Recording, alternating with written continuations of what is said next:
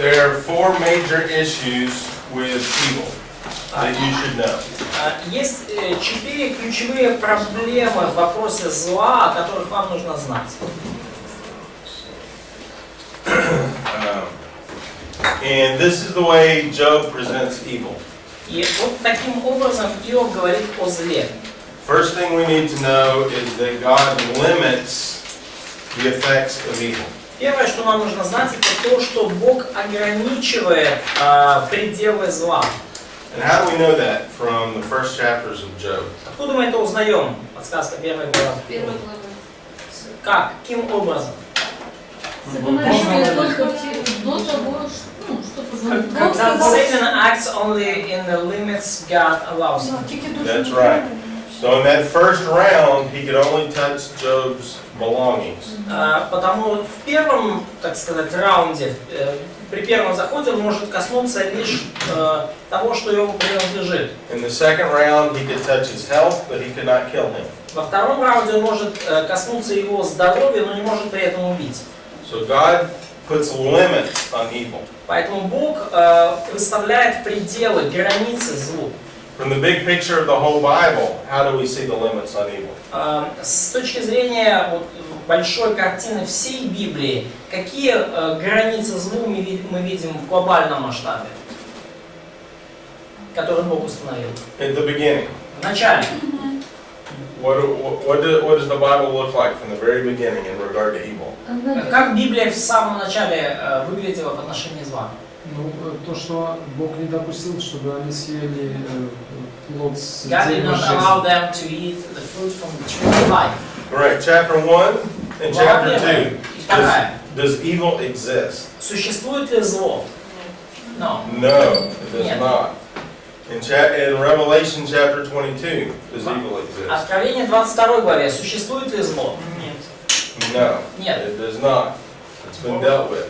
О зле уже, со злом уже разобрались. So evil is abnormal. Поэтому зло не является нормой, нормальным состоянием. Yeah. Is it second point? Or is just... No, we're in the first point right Нет, now. мы еще поговорим про ограниченность зла. So in the big picture, God limits evil in time. Потому, если смотреть большую картину Библии, то в течение земной истории Бог удалит зло. So as we deal with suffering people, we need to have this in the back of our mind. Поэтому, когда мы общаемся со страдающими людьми, нам нужно об этом постоянно помнить. The pagan view of evil, or the unbelieving view of evil, is that evil is eternal. Языческая точка зрения или точка зрения верующего человека это то, что зло вечно.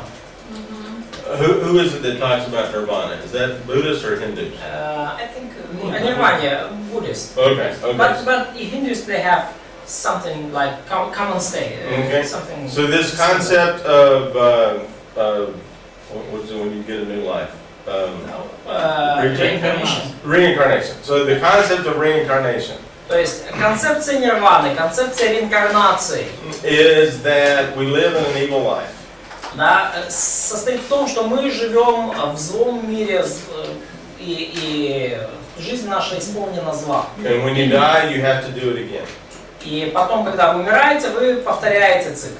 Да, это в реинкарнации. So how do you get out of the evil cycle? И как вам выбраться из этого цикла зла?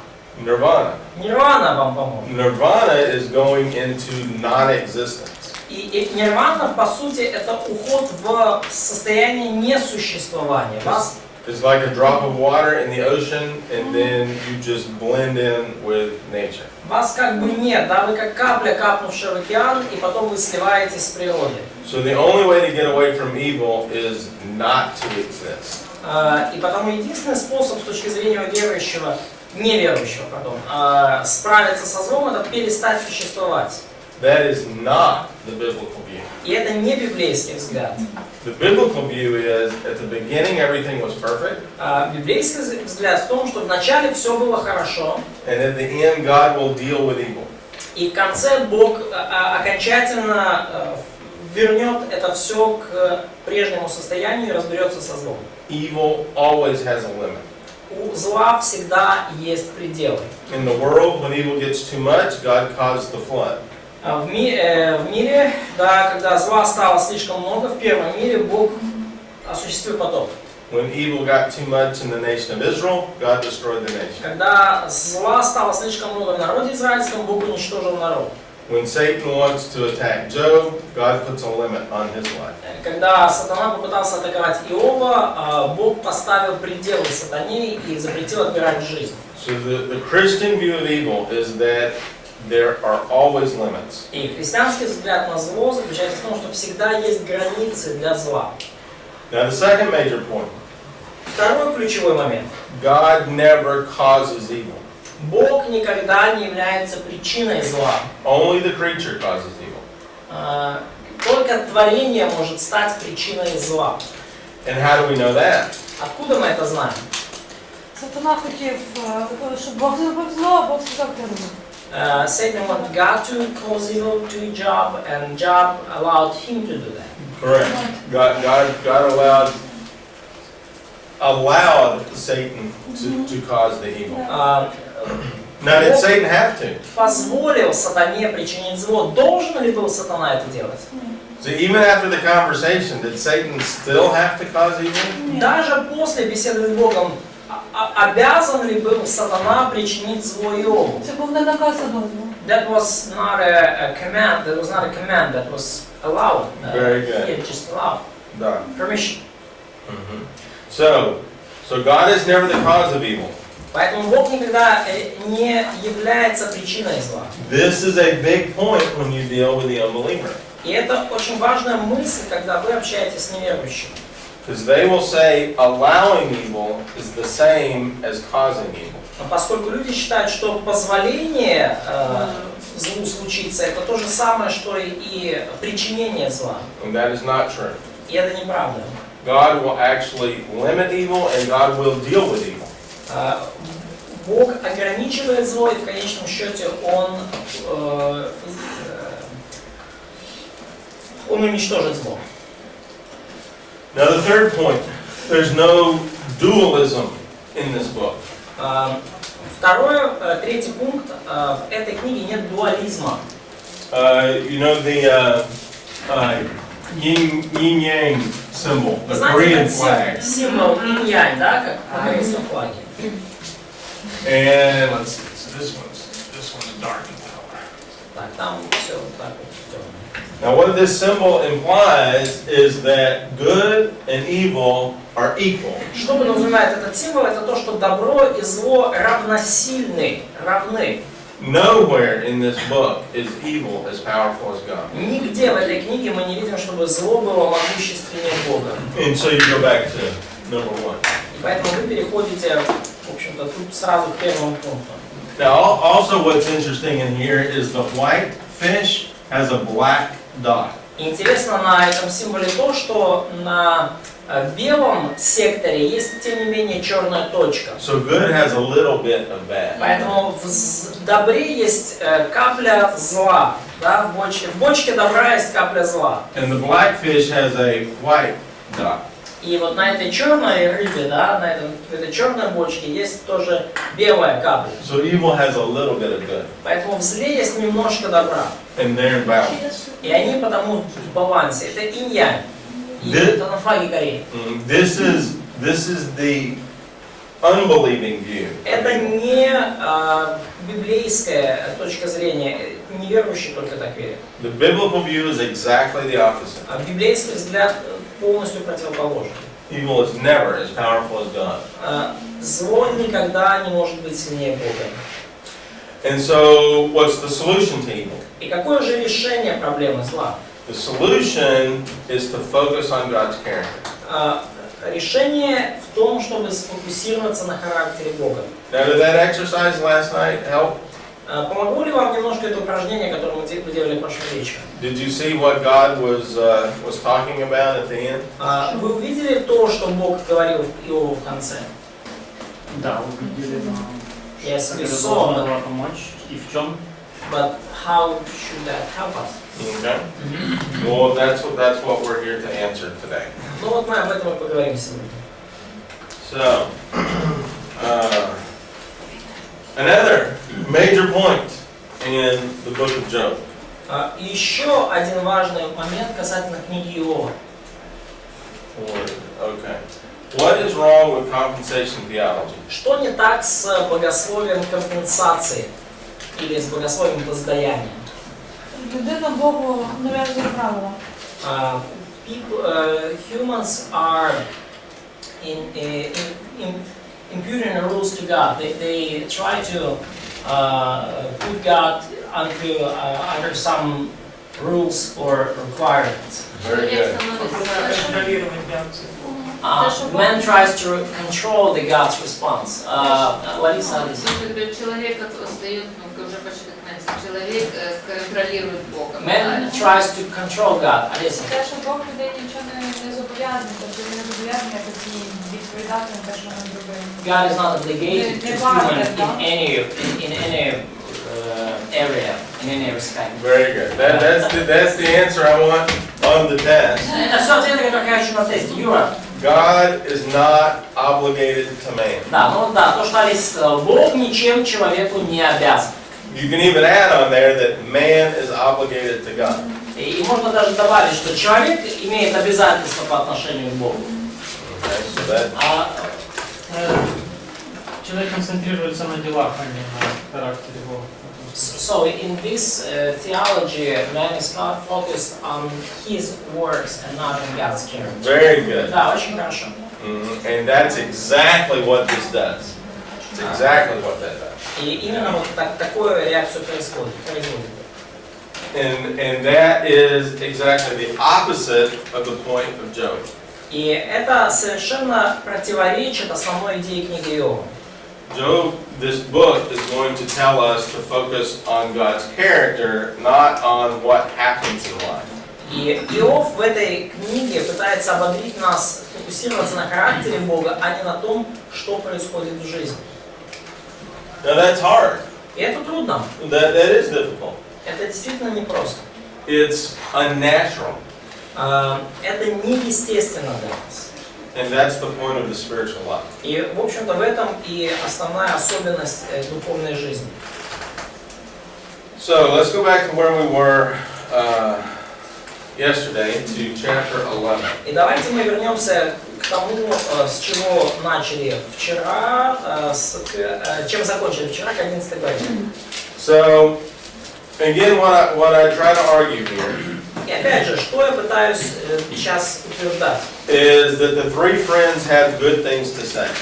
Это то, что у троих друзей Иова было что-то хорошее, что они хотели бы донести. И были правильные вещи, которые они говорили. The problem is they apply it to Job, and they shouldn't apply it to Job. Проблема была в том, что они применили это к Иову, хотя не были не должны этого делать. For the most part, they have correct doctrine. По большей части их доктрины, их учения верные. The application is wrong. Проблема с применением, применение неверно. And this is what wisdom is all about. И вот в чем сущность мудрости. When we start up in our comfort box up here, Когда мы начинаем вот в нашей комфортной зоне, we know doctrine, we know truth. мы знаем доктрину, мы знаем истину. But when something happens in life, that truth doesn't apply. Но потом что-то происходит в жизни, и эта истина уже неприменима больше. So we have to expand our understanding of truth, of God. Поэтому нам нужно расширить наше понимание Божьей истины. And once we expand that understanding, now we reorient. И когда мы расширим наше понимание истины, тогда уже мы переориентируемся. So again, let's take a look at this, and for counselors, let's pay attention to how we counsel. И давайте обратим на это внимание, особенно душепопечители, обратите внимание на то, как мы опекаем людей, как мы их консультируем. So we're going to start up in chapter 11, but just a very quick review. Мы начнем сейчас с 11 главы, но давайте сделаем просто краткий обзор еще. In chapter 9, Job responds to Bildad. В 9 главе Иов отвечает Билдаду. In chapter 10, Job expresses his frustration. В 10 главе Иов выражает свое огорчение. He knows he has a purpose, but he doesn't understand his Он purpose. знает, что в его жизни есть какая-то цель, но он ее не понимает. So as we get to chapter 11, I think Zophar misunderstands Job's emotion. И я думаю, что когда мы уже переходим к 11 главе, то видим, что Софар неправильно понял эмоции Иова.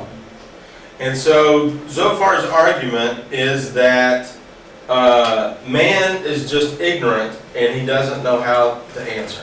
И реакция Софара заключается в том, что человек невежественный и просто не знает, как отвечать.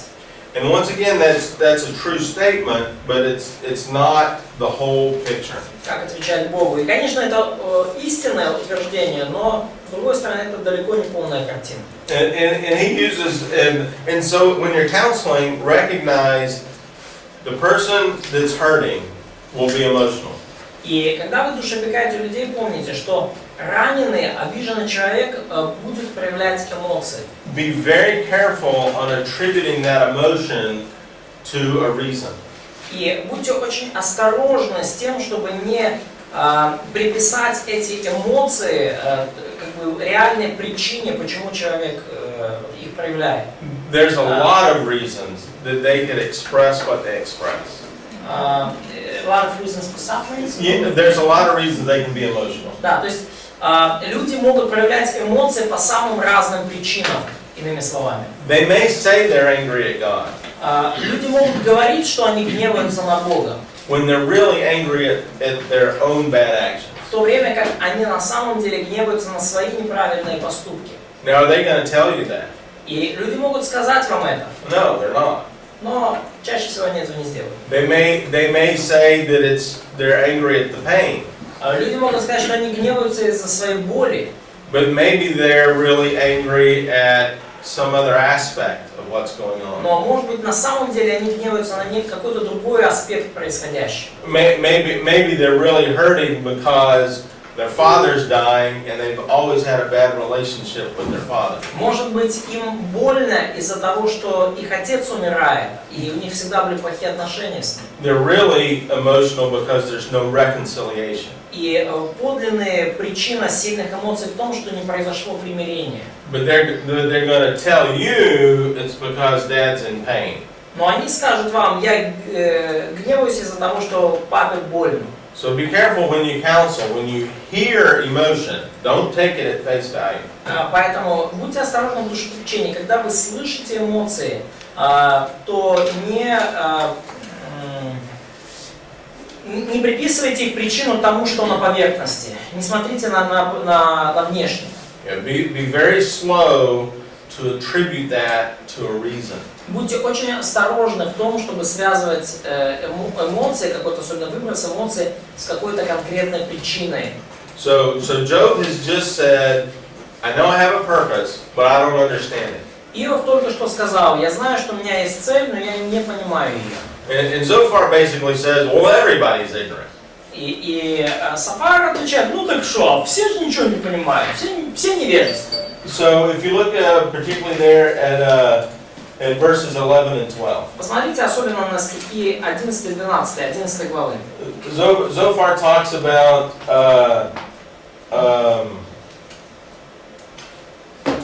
not knowing people.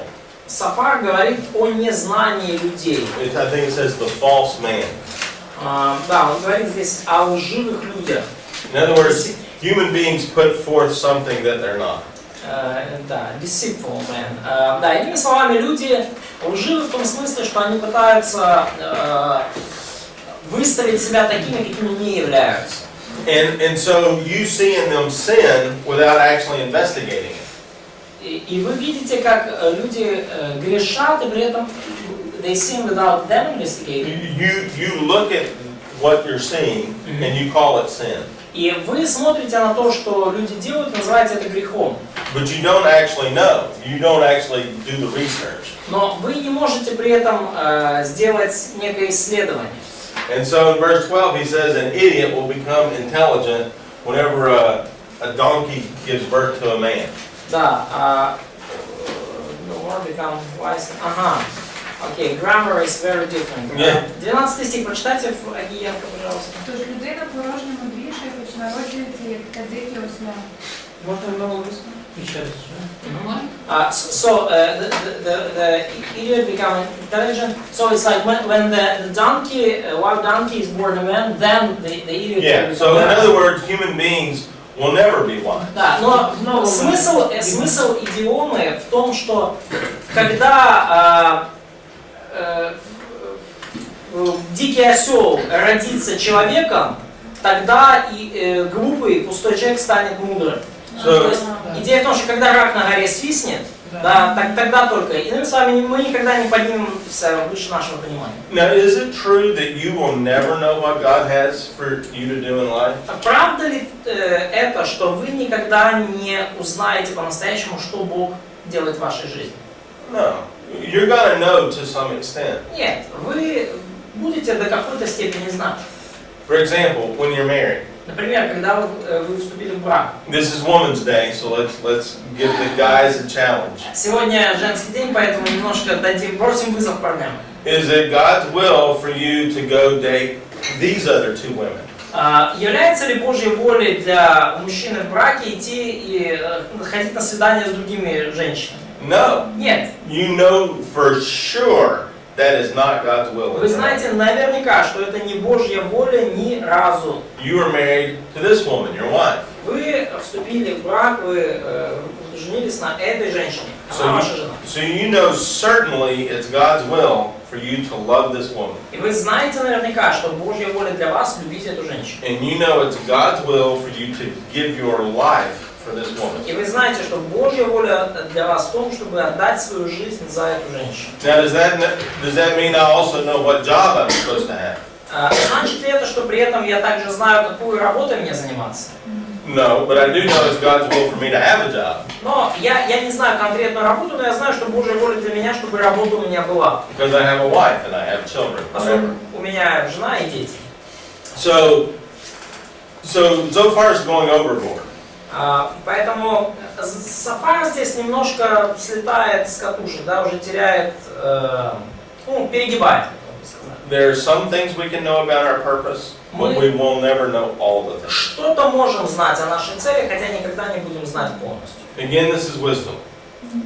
Опять же, это мудрость. Is the whole picture. Мудрость в том, чтобы видеть целую картину. So in chapter 12 through 14, Job now responds to Zophar and all of the friends. В главах с 12 по 14 Иов теперь отвечает и Софару, и всем своим друзьям. So verse 1 to me is hilarious, or verse 2 is hilarious. С моей точки зрения, стих 2 просто умопомрачительно смешно. So Job says, "You the man." In English would say, you're the cool guy. Yeah. То есть, Иов говорит, подлинно вы люди, да, то есть, типа, мужчины, да, вы мужики, да. Yeah, and he uses it in the plural. То есть, как вы крутые, да, вы крутые мужики, да. И он использует это в множественном числе. And he says, when you guys die, there's no more wisdom in the И он говорит дальше, когда вы, мужики, умрете, мудрость умрет вместе с вами, мудрости не останется в мире. So in this next chapter, Job bounces back a little bit.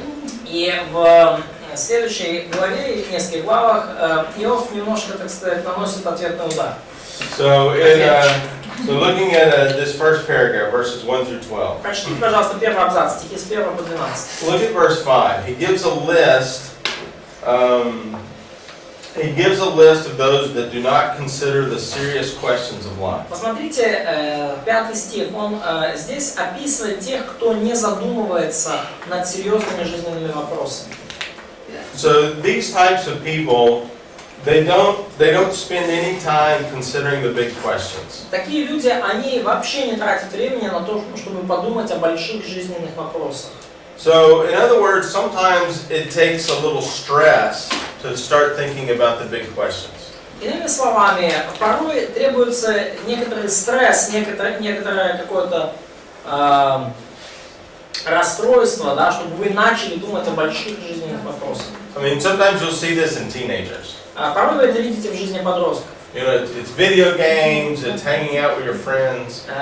В жизни подростков вначале там игры, приставки, тусовки, дружки. There's no real purpose, there's no goal in life. Нет реальной цели, нет реального направления какого-то в жизни. Well, now we start to have a little insight into suffering.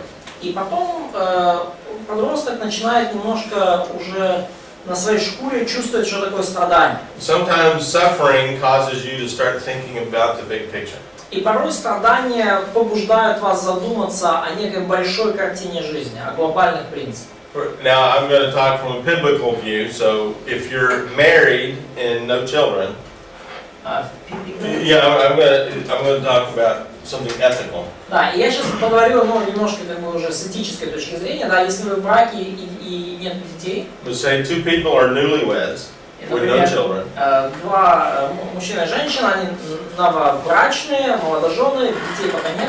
Well, you can have a lot of fun. То вам, в общем-то, весело. Now all of a sudden, a child starts coming along. И вдруг неожиданно в жизни появляется ребенок. Well, now you start thinking about more important questions. О, тут вы начинаете уже думать о более важных вопросах. And I don't mean to be sarcastic. I'm not saying children are suffering. И опять же, да, не поймите меня неправильно, я тут не пытаюсь саркастически сказать, что дети это страдание. But that does add a little stress. Но они добавляют в жизнь немножко стресса. And so sometimes stress makes you start thinking about bigger pictures. И порой этот стресс побуждает вас думать о большей, более глобальной картине жизни. This is very true on the unbeliever. И это очень хорошо соотносится с жизнью неверующего человека. I like economics or making money, financial stuff. Да, я вообще интересуюсь экономикой и всем, что связано с зарабатыванием денег, с финансами. And one of the best phrases is there's nothing like motivating you to be rich than being poor. Да, и есть такая фраза, которая говорит, что ничто больше не мотивирует вас быть богатым, чем то, что вы бедны. So then Job starts talking about details in nature.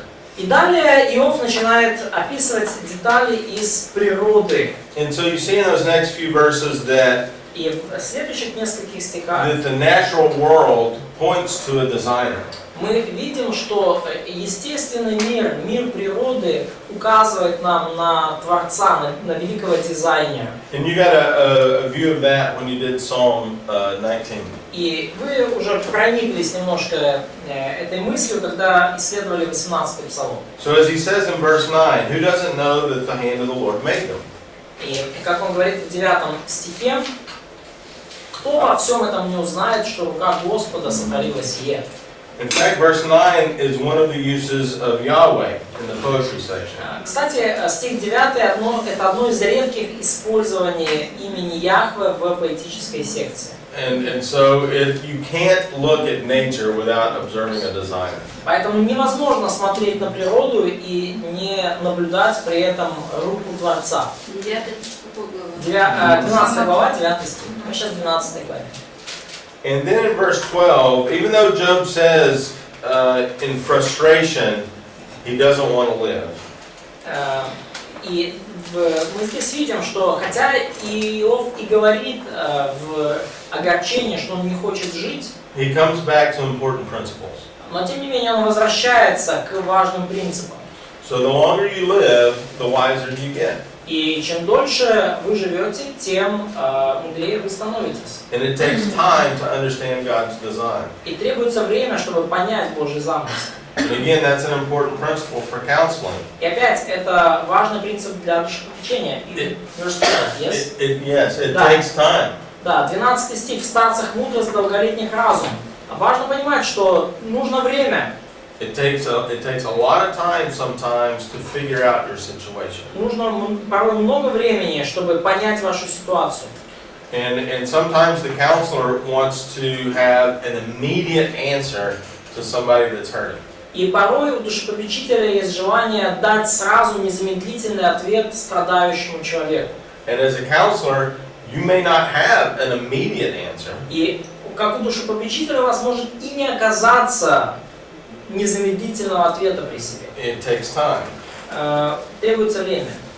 And so then, in verses 13 through 25, Job makes a great speech on the Lord's sovereign control over circumstances. И далее в стихах с 13 по 25 мы видим великолепную речь Иова о всевластии Божьем, которое проявляется над людьми.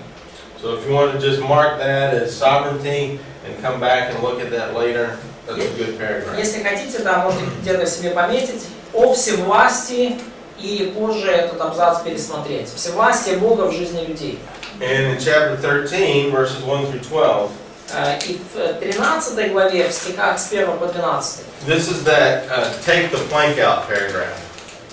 You know, take the plank out of your eye. Да. Yeah. Это как раз таки такой абзац, как можно охарактеризовать, вынь бревно из своего глаза. 13. 13 глава, verse through 13. Verses 1 through 12. С 1 по 12, да. And so, you know, again, this is a danger of being a counselor. Да, и в этом опасность того, что значит быть душепопечителем. Is your suffering person is going to be really quick to point out your faults. Поскольку страдающий человек очень быстро укажет вам на ваши недостатки. Now I'm gonna tell you this as this is personal experience. Я вам расскажу из личного опыта.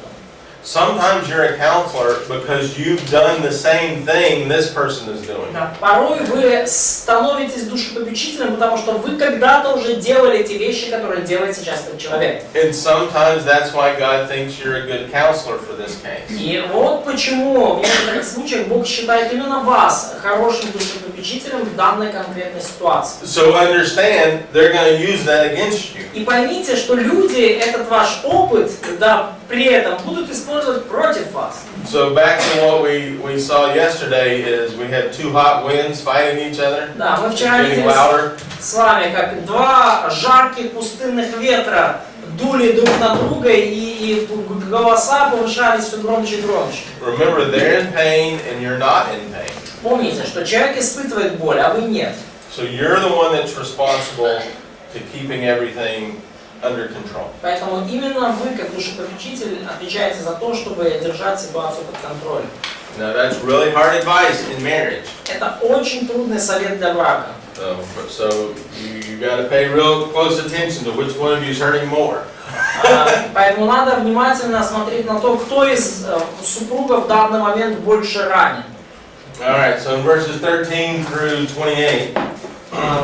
И далее в стихах с 13 по 28, 13 главы. Job turns his attention to the Lord. Иов направляет свое внимание, свой фокус на Бога. And there's a couple significant things to notice in this paragraph. И в этом абзаце есть несколько важных вещей, на которые нужно обратить внимание. Verses 15 and 16 provide a really nice description of faith and dependence on the Lord. Verses one more time. 15 and 16. Стихи 15 и 16 очень хорошо нам иллюстрируют, что значит вера и зависимость от Бога. So if somebody would read those two verses, 15 and Прочтите, 16. пожалуйста, кто-то вот эти два стиха, 15 и 16. Вот бывает меня, но я буду надеяться. Я желал бы только отстоять пути мои пред лицом его. И это уже оправдание мне, потому что лицемерник подойдет пред лицом его. Now notice, slaying me is all the way to the end of life. И обратите внимание, вот это убивает, да, убивает меня, это слово сильное, которое почти вот говорит о конце жизни. So the point of death would include the happy phases, the suffering phases, the end of life phases, all the way to God taking my life. All the circumstances in life would be included in that first phrase. И вот эта фраза, да, убивает, though he slays me. Though he slays me, yeah. So that's not Yes. just the final part. Correct. That includes all the pieces in life. Да, и вот эта фраза «он убивает меня», она не говорит только о нынешнем состоянии Иова и о его вот нынешней боли и страданиях. Он описывает фактически всю жизнь от начала до конца. Жизнь, счастливые моменты, страдания и окончательные. То есть он говорит о процессе жизни в целом. So Job is going to trust in God through all of these things. И Иов хочет доверять Богу, надеяться на Него во всем этом. But notice what he also says think poetry now. Think poetry in verse 15. И обратите внимание, что он дальше говорит, и сразу обращаю внимание, что это поэзия. The third line adds a thought to the first two lines. Третья строчка добавляет одну еще мысль к первым двум. He's still going to argue his case. Иов все еще хочет отстоять свои пути, он хочет отстоять свое дело перед Господом. So he's going to have a constant conversation with God. И потому у него будут непрерывные, постоянные беседы с Господом. So there's no fatalism in the book of Job. Поэтому в книге Иова нет ни тени фатализма. Job does not argue that because you're suffering, well, just tough it up and just be okay with it. That's not what he says. В книге Иова не говорится нам, что да, мы страдаем, поэтому укрепитесь, пройдите через это и все. Да, это не ответ, это не случай Иова. And we only dipped our toe into the Psalms, but if you like to read the Psalms, you see this. Да, и мы буквально еле-еле, так сказать, коснулись кончиком пальца псалмов, но если вы внимательно их изучите, вы увидите то же самое в псалмах. He's constantly presenting his problems to God. Постоянно мы видим, как псалмопевцы свои проблемы, свои вопросы, свои сомнения, свое дело как бы выносят Богу на рассмотрение. So now Job is going to switch to his own case right after this. И прямо после этого Иов переключается на собственное дело. And at the same time, he's going to acknowledge the creator-creature distinction. Но при этом он признает различие между Творцом и творением. So we have Job's speech in chapters 12 through 14. Итак, мы видим речь Иова в главах с 12 по 14. We talked about a chiastic structure. Мы говорили уже с вами о хиастической структуре, о параллели, ну это да. Yeah, the X, the key. Yeah. So the center point of chapter 12 through 14. И центральный момент глав с 12 по 14 is 13 verse 22. это 13 глава, 22 стих. And so there is Job's major point. И это ключевая мысль Иова во всей его речи. 13:22. And so even though he sees himself as a leaf or chaff blowing in the wind, Хотя он и рассматривает себя как лист или там пылинку, которую уносит по ветру, he is going to still speak. он все равно собирается говорить, он хочет высказать свое дело перед Богом. He acknowledges his inferior status before God. Он признает свой нижестоящий статус перед Богом, But he is still going to talk to God. но все равно он хочет с ним говорить. Now notice verse 22 is the center. И обратите внимание, стих 22 это центр композиции. Now look at verse 21 and 23. А посмотрите теперь 21 и 23. So he recognizes God's control in verse 21. В 21 стихе он признает власть и контроль Бога над ситуацией. And in verse 23 he recognizes his sinful nature. И в стихе 23 он признает свою греховную природу. So this is Job's approach to God. И вот это подход Иова к Богу. I understand who you are and I understand who I am. То есть я понимаю, кто я, и я понимаю, кто ты. And that is one of the big points of suffering. И это одна из важных мыслей, которые мы должны помнить в страдании. We want to understand our limitations. И мы должны понять наши ограничения. And we want to understand God's control. И мы должны понимать Божью власть, Божью всевластие. So now chapter 14 deals with man's limitations before the Creator. И далее 14 глава говорит об ограничениях человека по сравнению с Творцом.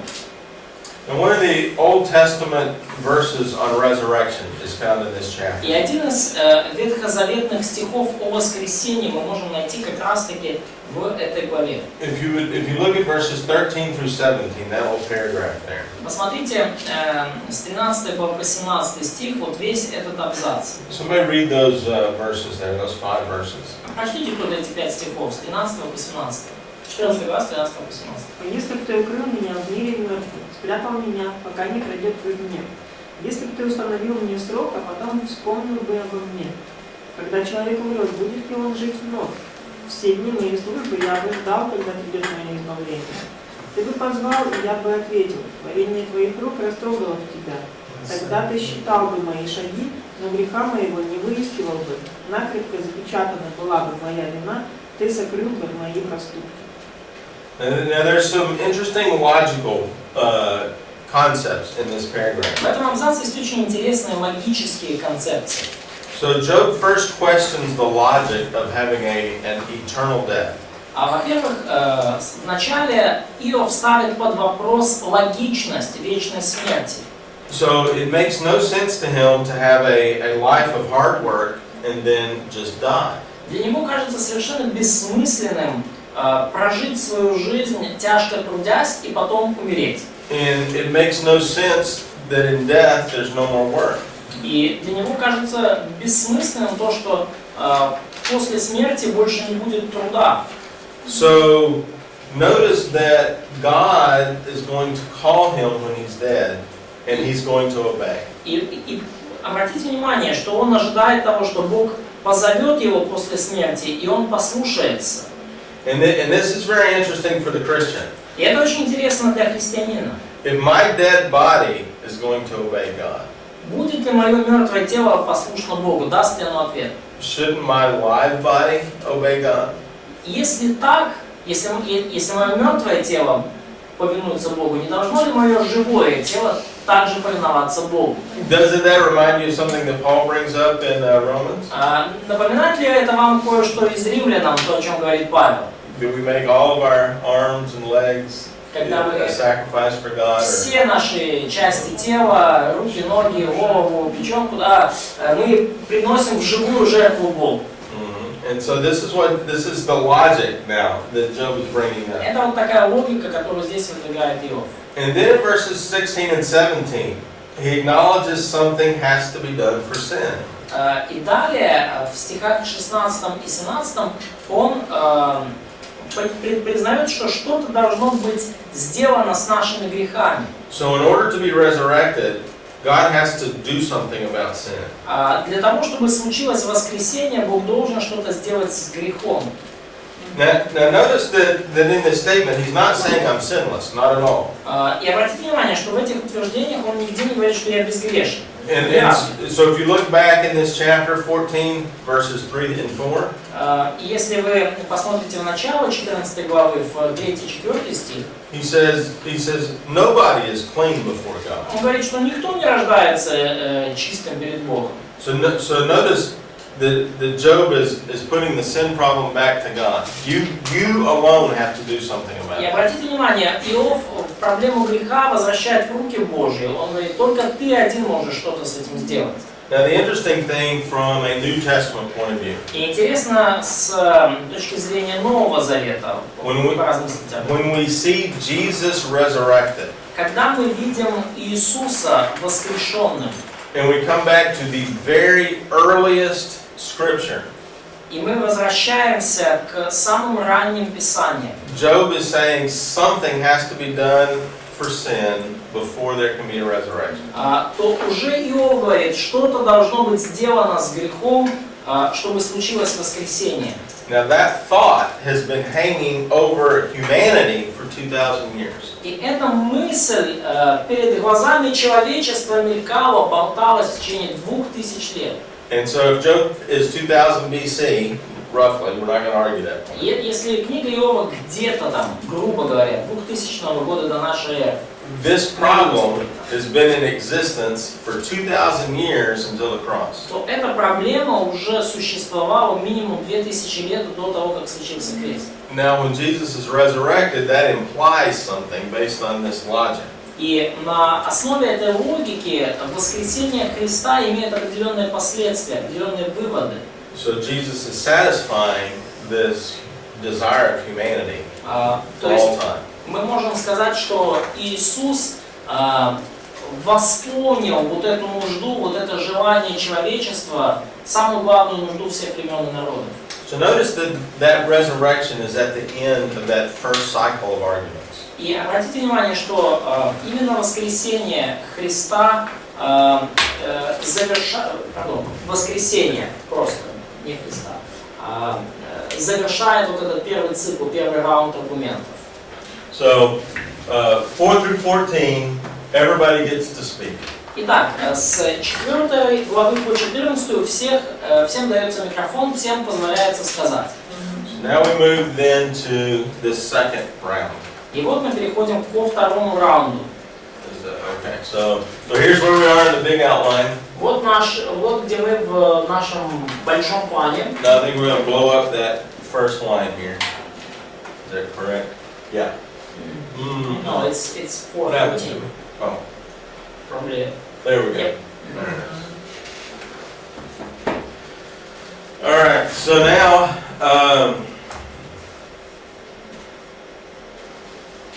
what do I have going on? I gotta get my slides in line here. Okay, there we go. So now Eliphaz speaks again. Теперь снова говорит Елифаз. All right, so just to summarize that first round. So we had that the fool will be punished. Итак, давайте суммируем ключевые идеи первого раунда. Первое, то, что они говорят, что глупцы наказываются. Life is predictable, so sin is going to be punished. Предсказуемо, то есть грех будет наказан. And thirdly, man just doesn't know enough about God. И третье, человек просто не знает достаточно о Боге. Человек невежественный. Это три ключевые идеи от друзей. Жизнь предсказуемая и грех наказуем. Да. Alright. Как в лифте. So now Eliphaz's first speech was about the fool. И первая речь Елифаза была о глупце. Foolishness is going to be punished. О том, что глупость будет наказана. And again, that's a true statement. И опять же, это верное утверждение. We'll see that in a whole bunch of different ways in Proverbs. И мы увидим это в самых разных интерпретациях книги притч. So now Eliphaz turns to defiance against God. И теперь Елифаз переходит к вопросу дерзости против Бога. Defiance has a bad result. Он говорит, что дерзость тоже приводит к плохим результатам. And again, that's true, but not in Job's case. И опять же, это правда, но не в случае Иова. Job is not defying God, he's denying his friend's accusation. Иов не дерзит против Бога, Иов отрицает обвинения своих друзей. Now here's another good counseling point. И вот еще одна хорошая мысль в копилку душепопечителя. Because the hurting person is defiant against you does not mean he's denying God. Лишь по той причине, что ваш душеопекаемый или душеопекаемая дерзит лично вам, это не значит, что он отвергает Бога. And you have to distinguish the two. И вам нужно отличать эти два состояния. And parents will see this a lot. Родители увидят или уже увидели многое из этого. Just because your child is defying your advice doesn't necessarily mean they're defying God. Тот факт, что ваш ребенок дерзко реагирует на ваши советы, это еще не значит, что он также реагирует в отношении Бога, что он отрицает Бога. Now it's true, defying your authority is sinful. That is true. И, конечно же, это правда, что такое открытое неповиновение властям – это грех. Это 100%. But anyway, I mean, like, my son could go cheat on a math test, and in the afternoon he's witnessing to the drug dealer in our neighborhood. Yeah, I mean, he could defy me, but he's still witnessing to ne'er-do-wells on the street. Да, мой сын, например, может там что-то списать на экзамене по математике утром, а днем пойти и свидетельствовать продавцу наркотиков там где-то на улице. So that's just the point of counseling there. Да, поэтому помните этот важный принцип душепопечения. All right, so in verses 1 through 6, he begins with a discussion on language. Итак, с 1 по 6 стих мы видим, как Елифаз начинает с разговора о речи. He's saying that Job's words should have substance. Он говорит, что в словах Иова должна быть какая-то суть, какое-то содержание. And he calls them the east wind. И он называет речи Иова ветром палящим. восточным палящим ветром. So in Edom, the east wind is that hot desert wind. Да. It's just hot air. Сандалия здесь попал, потому что в Едоме восточный ветер, да, это ветер из пустыни, он горячий. And so Eliphaz now speaks about the relativity of wisdom. Второй. Yes. А? Yeah, where will we go? 15 глава, 2 стих. The last sentence, please. Oh, okay. So Eliphaz now speaks about the relativity of wisdom compared with the full knowledge of God. И дальше Элифаз говорит о том, что мудрость относительно, если сравнивать с знанием, со всезнанием Бога. So man only knows so many things, and that's based on his age. Человек может знать лишь иметь определенное количество знаний, и это человеческое знание основывается на возрасте человека. God's knowledge, of course, is all-knowing. И, конечно же, Божье знание, оно всеобъемлющее. And so the question then becomes, how does Job know what God's doing? И вопрос его вот такой: откуда ты, Иов, знаешь, что делает Бог? Well, that same point's going to get turned around on the friends. В конечном счете та же самая идея будет обращена уже позже против его друзей. Well, if Job doesn't know, well, you guys don't know either. Потому что Иов тоже может сказать, если Иов не знает, то вы тоже, скорее всего, не знаете. So now the problem with this counseling session is not that the four wise men are trying to figure something out. И проблема в данной сессии душепопечения не в том, что 4 мудрых человека пытаются что-то там определить. Their counseling session is about accusing Job. И разобраться в проблеме. Их сессия душепопечения нацелена на то, чтобы обвинить Иова. And so their wisdom is just as confined as Job's is. Поэтому их мудрость настолько же ограничена, как и мудрость Иова. And so verses 7 through 16 И в bring стихах some of this out. 7 по 16 мы видим кое-что уже из этого. So if you look at verse 10, both the gray-haired and the aged are among us, older than your father. Да, обратите внимание, в 10 стихе они, так сказать, козыряют возрастом, говорят, и седовласый, и старец есть между нами, днями превышающий отца твоего. Now from our discussion yesterday, that means he may be 200 years old. Like the Eliphaz. Yeah, well, his father might be 200, 300 years old. Да, и из того, что мы говорили с вами вчера, можно сделать вывод, что отцу Иова, возможно, там было 200-300 лет. Он жил 200-300 лет. So after they have this exchange that I have more wisdom than you. И после того, как они обменялись, так сказать, своими репликами и сделали вывод, что у меня больше мудрости, чем у тебя. Eliphaz goes back to his original argument: the wicked will be punished by God. Померились мудростью, и теперь Элифаз возвращается к изначальному своему аргументу, что нечестивые будут наказаны Богом. But Eliphaz hasn't pointed out wickedness in Job. Но Элифаз при этом так и не указывает на какое-то конкретное нечестие в жизни Иова. The only problem he has with Job is that Job disagrees with him. Единственная проблема Иова, как мы видим в его дискуссии с Элифазом, это то, что Иов с Элифазом не согласен.